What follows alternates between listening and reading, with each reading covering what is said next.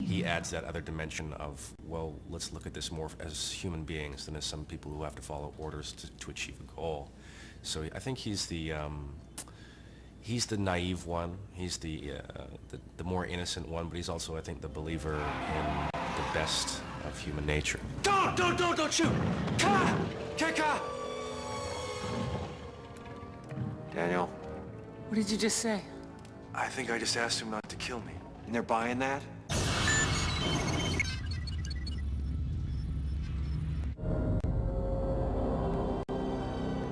He's the only guy out of the entire cast when we were picking everyone who we all saw and went, okay, Teal'c, good, moving on. It was so obvious. He spoke, he's got the voice, he's got the presence, his arms are as thick as my waist. He was the guy. You. It's very difficult to write for Teal'c. He doesn't, make suggestions. He doesn't jump in and make jokes. He doesn't share in the same banter that the other three members of SG-1 often participate in. But he is, in so many ways, the center. He's the still one. He's the center of the group. How does she fly, son? The vehicle performed within expected parameters. Woohoo! Sorry, sir. I couldn't help but get caught up in Teal'c's enthusiasm. I think in the beginning, Teal'c was very focused on his people and their plight and freeing his people and his wife and son, and didn't really care to assimilate much with human beings or anyone else that he came across. I think he was very single-minded in his quest to help his people. Father! Rack! I never meant to hurt you, Father. Rack is returned. Does anyone besides me think this was just a little too easy? Yeah, careful, Teal'c. That was an awfully fast turnaround. My son is strong. His mind has overcome the lies of his place there. I think Korai was the show where you really saw what an honorable and honest character that Teal'c is. So you were following orders? Hanno's father died by my hand. No one else's. I am responsible. What I did while serving Apophis, I will not hide from. Even if the punishment is death? Then that is what I deserve. Teal'c, you sound like you want to die. Colonel O'Neill, have you ever faced the crying eyes of a child whose father you have just murdered? Not exactly. The notion that of honesty and being accountable for things in your life, no matter what the repercussions are, I think that's the pure essence of Teal'c. Teal'c, look scary and take point.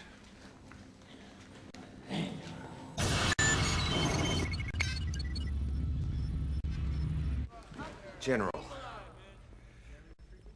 maybe we should consider using the Stargate as a strategic weapons platform.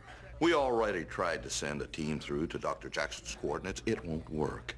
And I can't think of any military reason to wipe out the people of Chulak. Since I am no longer wanted or needed here, I respectfully request permission to join one of the teams headed for the Alpha site, at least Permission denied.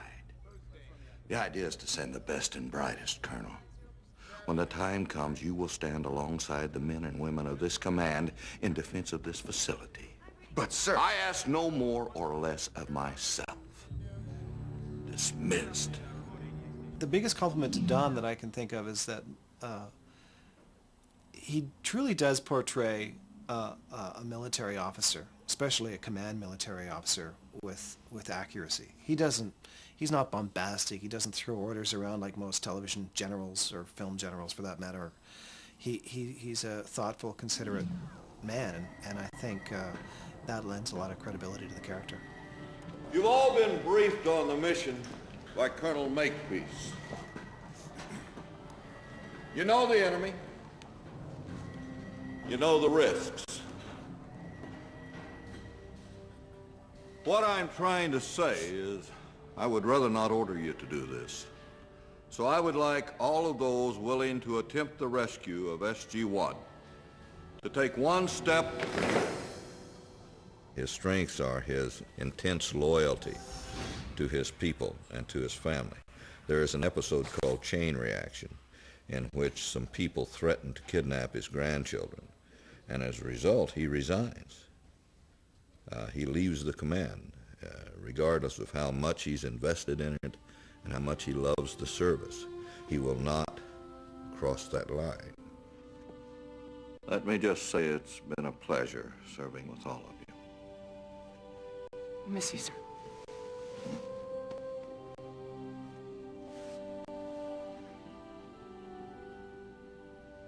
It won't be the same without you, sir.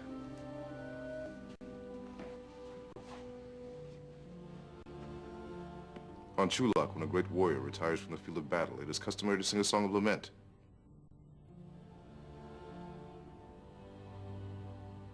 Fortunately, we are not on Chulak.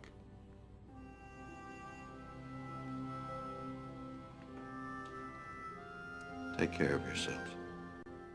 That episode when he commits a court-martialable offense to go save SG-1, going through the gate himself and using aliens to save SG-1. There's no way that, other than his superiors caring that much about him, that he could get away with that. And yet he'll give up everything. What exactly did he mean by threading the needle? Observe.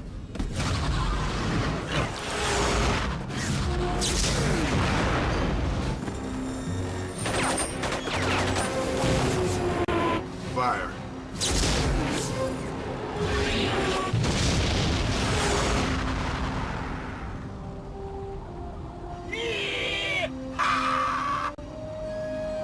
I think that those people are people that you want to invite into your house every week, and they are people that obviously care about each other, and I think that comes through on the show in a way that, you know, the longer it's on the air, the more their bonds grow more firm, and I think that's invaluable.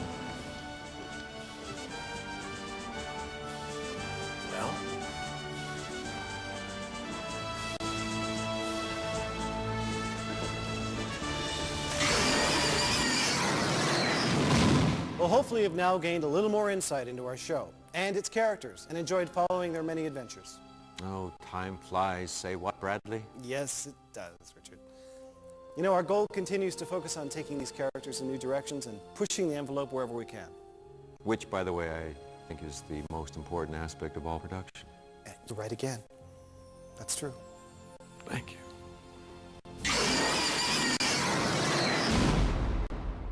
Hi, I'm Richard Dean Anderson, which apparently is very funny. So where should we start? The beginning?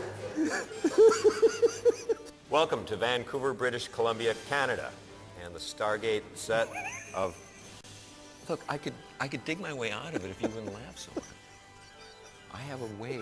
Some have a way with words, some not have way. No. IR